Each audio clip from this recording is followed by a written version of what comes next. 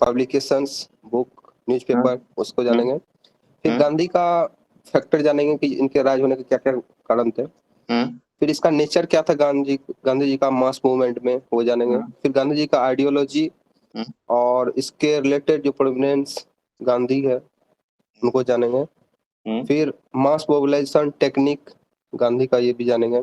फिर सत्याग्रह और फिलॉसफी गांधी जी का जानेंगे। फिर इनके कॉन्सेप्ट जो बेसिक एजुकेशन पे दिए हैं, वुमेन एम्पावरमेंट पे, ये जानेंगे। फिर हरिजन अपलिफ्टमेंट पे उन्होंने बहुत सारे आइडिया दिए, मूवमेंट किए, उसके बारे में जानेंगे।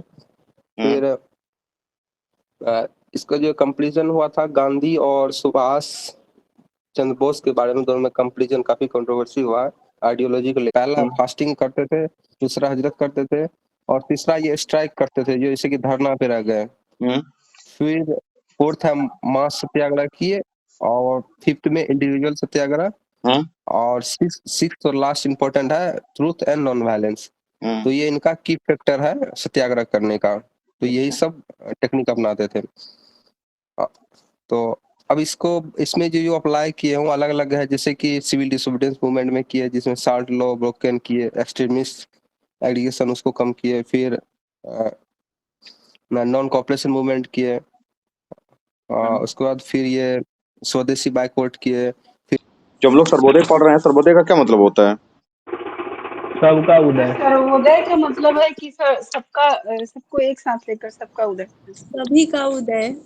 सभी का उदय मतलब कि सार्वभौमिक रूप से, कलेक्टिव रूप से, यूनिवर्सल रूप से न्यायपूर्ण विकास की धारणा, यानी कि सबका उसमें विकास की बात हो, चाहे किसी भी जो समाज है वो जाति पाति से, धर्म संप्रदाय से, स्त्री पुरुष से, ऊंच नीच आदि से मौजूद तमाम जितने भी प्रकार के भेदभाव हैं उसको मिटा दिया जाए, और उसके बाद जो है कि परस्पर सहयोग की सद्भावना से सभी समाज के सभी स्तरों का कल्याण को बढ़ावा देना, ये जो है कि सर्वोदय है। वही से लिख रही है क्या कि क्या कहते हैं, प्रोग्रेस ऑफ ऑल। बहुत सही बात है कि ये प्रोग्रेस ऑफ ऑल है। ये अनटू द लास्ट बुक है जिसमें कि उपयोगिता, इसको बोलते हैं हम लोग उपयोगितावादी विचारधारा, मतलब अधिकतम लोगों के लिए अधिकतम कल्याण की बात सर्वोदय। लिख लीजिए इस पॉइंट को, अधिकतम लोगों के लिए अधिकतम कल्याण, सर्वोदय का मतलब यही है। अगर एक लाइन में समझाना हो कहीं तो अधिकतम लोगों के लिए अधिकतम कल्याण। ठीक है। गांधी जी श्रम की महत्ता पर बात करते थे। कल हमने बताया था कि एक व्यक्ति को कितना श्रम करना चाहिए कम से कम, बताएं कोई। अपना रोजी रोटी 2 वक्त का मतलब उपजा सके। हाँ, इतना तो मेहनत जरूर करना चाहिए, मानव श्रम करना चाहिए, ताकि अपने लिए 2 वक्त की रोटी वो उगा सके। टॉलस्टॉय की जो बुक थी the kingdom of lords with in us, जो लियो टॉलस्टॉय है, मतलब उसमें उससे जो एक उन्होंने सदन और शादी की पवित्रता के बारे में भी बात किया है। ये भी मैंने बताया था, सदन और शादी की पवित्रता के लिए एग्जाम्पल भी दिया था कल। ठीक है। और संघर्ष बनाम संघर्ष की रणनीति के बारे में अहिंसा का भी भी सिद्धांत लियो टॉलस्टॉय से ही लिया गया है। क्या? अहिंसा का सिद्धांत। हाँ हाँ, अहिंसा का सिद्धांत देखिए, गांधी जी ये मानते थे कि अहिंसा का सिद्धांत जो है कि हमने कोई प्रतिपादन नहीं किया, हमने कहीं से नहीं लिया है, ये भारतीय समाज और भारतीय दर्शन में पहले से ही मौजूद है।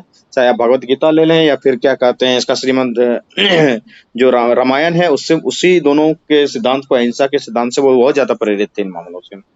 हर बुक का कुछ ना कुछ तो असहयोग है ही, उसमें ऐसा नहीं है कि इस बुक से उन्होंने ये लिया और उस बुक से वो लिया, ऐसा कुछ नहीं है। ठीक है।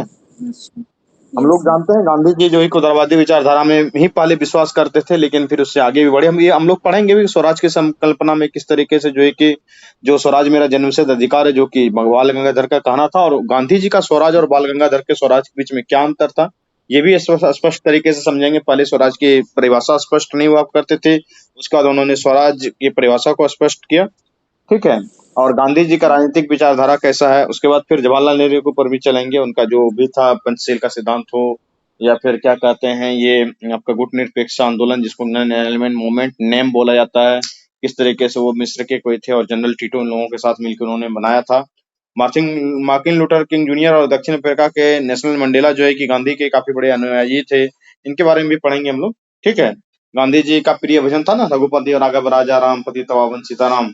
उसके बाद एक जो कि बहुत प्रिय था भजन, वैष्णव जन तेने, कैसे था वो, वैष्णव जन तेने कहिए जो पीर पराए जान रहे।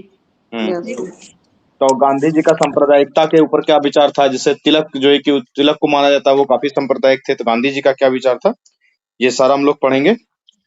ठीक है, कल भी हम लोगों ने अच्छा खासा पढ़ा था इसके बारे में।